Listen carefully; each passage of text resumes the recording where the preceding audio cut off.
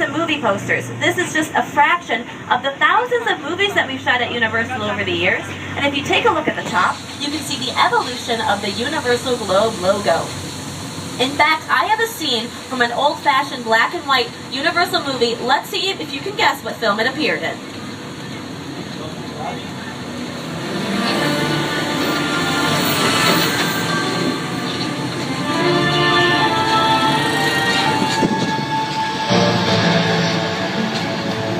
I have the room ready for you, Mrs. Barrington. Thank you, Will. Mrs. Barrington. Not quite, darling, but soon. Very, very soon. Hello. Yes? Have a bottle of champagne sent to the room at once. And make sure that we are not disturbed for any reason. 43 and 44. 43 was home to Parenthood, which starred Craig T. Nelson and Lauren Graham. Then right next door, stage 44 was used for the Fast and Furious movie, Furious 7, which is going to be in fiberglass. Now I'm going to let you in on a little Hollywood secret. Many of the exteriors that you're going to see today have been used repeatedly. I mean, over and over and over again. Who would have thought that an exterior used in Grey's Anatomy would be used in the movie Annie and Bruce Almighty? Well, here we are on our Brownstone Street. This is where Derek kicks out Addison in a traumatic episode of Grey's. It's where Annie finds her dog Sandy and Annie, and it's where Jim Carrey lives in Bruce Almighty. Grace, the dog! I'm in the shower. Inside bad, outside good. Inside bad, outside good.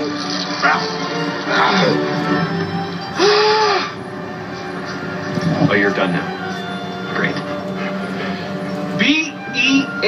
beautiful.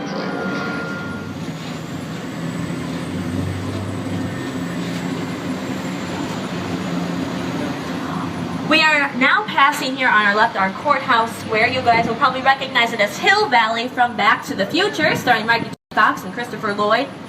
Now, the famous courthouse is on the right here. Now, it looks a little bit different than it did in the movie. That's because the original courthouse became so recognizable that they actually had to build a facade in front of the original so we could use this area in later productions. Let's hear a bit more from the cast and crew.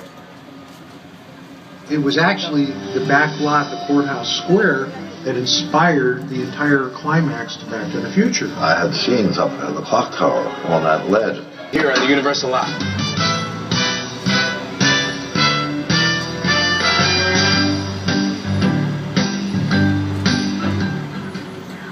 Our New York Street comes with our own Broadway theaters and even our own Macy's. It's like we're bringing 34th Street right here to Southern California.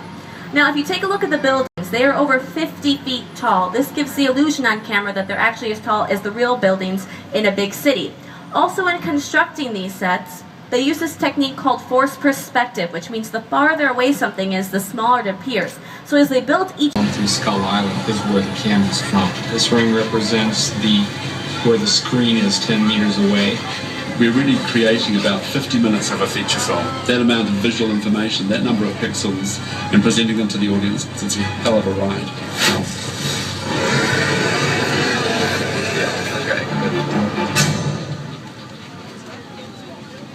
car. And we've got some great ones coming up for you on the left here.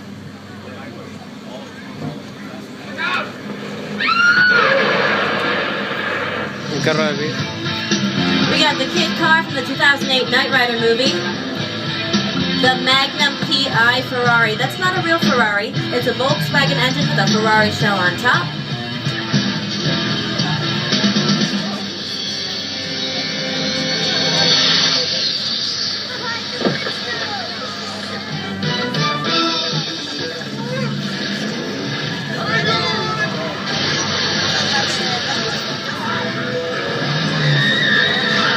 Off a cliff, and Julianne Moore almost falls through it. Vince Vaughn is in the scene. It's very traumatic. But what you probably didn't know was that they didn't really shoot it on a cliff. They actually shot it on a parking structure that we passed in our front lot. So here is the scene from the movie, and I want you to see if you can tell if it's a parking structure.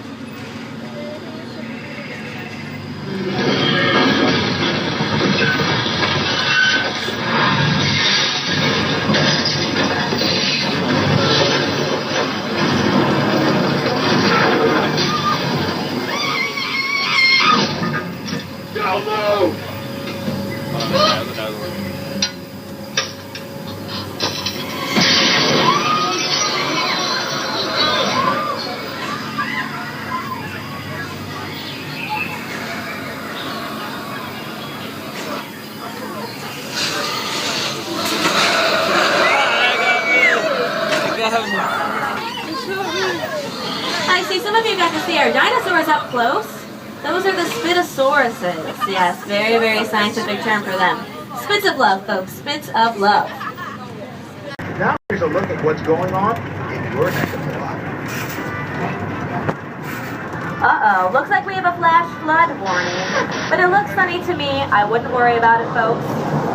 All right, it's here in Old Mexico. I'm going to show you how we make rain in movies. All right, let me just get the rain on here. You know, the darn rain button on this tram always gets stuck. I'm sorry. There we go. All right. This is an overhead sprinkler system. Now the water shoots straight up into the air and we let it fall down to the earth naturally. One of the most iconic rain scenes, Singing in the Rain with Gene Kelly. The solution that they used was water mixed with milk so the droplets would show up better on camera. So really, it's singing in the milk. No? Alright. Tram? I don't want to leave it on too long. That wouldn't be good. Uh-oh.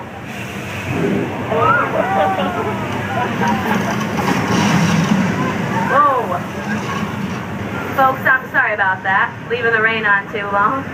That was the flash flood. Thousands of gallons of recycled water are being released from large tanks at the top of the hill.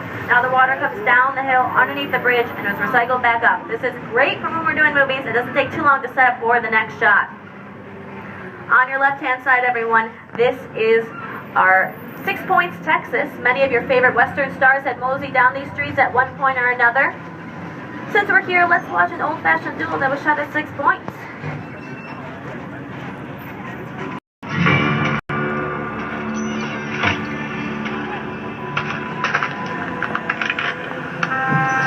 Check out 6 Points, one of the oldest sets on the Universal lot.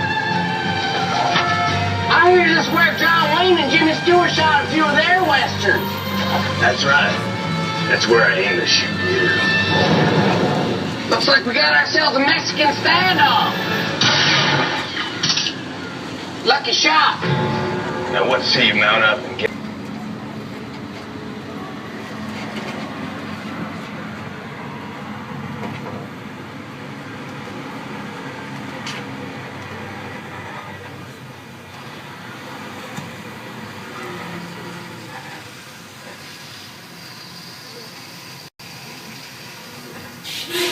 Improvise. I know you guys can do it. You seem like great actors to me. We're just going to hit our mark here.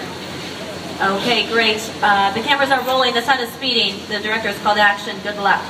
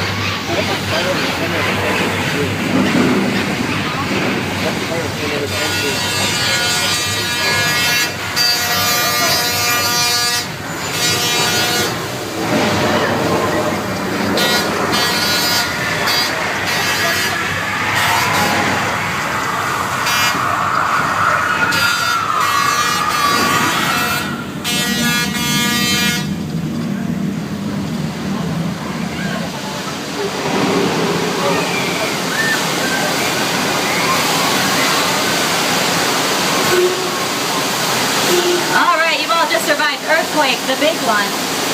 Okay, you know, I'm impressed. There are some truly Academy Award-winning performances out there, especially at the end. Front card, some of you brought it. I'm proud. Some of you, though, maybe some acting classes, maybe some improv classes might help you. I don't know. Large-scale mechanical effects, smaller, tan or something. Uh-oh. I think I see a shark fin in the water. You guys see it? Uh-oh. Oh my goodness, there is my friend George. I told him to meet me here. We were going to go swimming, and it looks like the shark is going straight towards him. Oh man, he had a lot of guts to be out there, everyone. Ew, and there they are, literally. Alright, it is sad about George, but I know he would want us to save ourselves, so let's get out of here. Okay, minor issues with the tram, but everybody just stay calm, alright? I'm sure the shark is full from George. Uh-oh. Alright, things are not looking good, and I haven't seen the shark in a while. Anybody see it?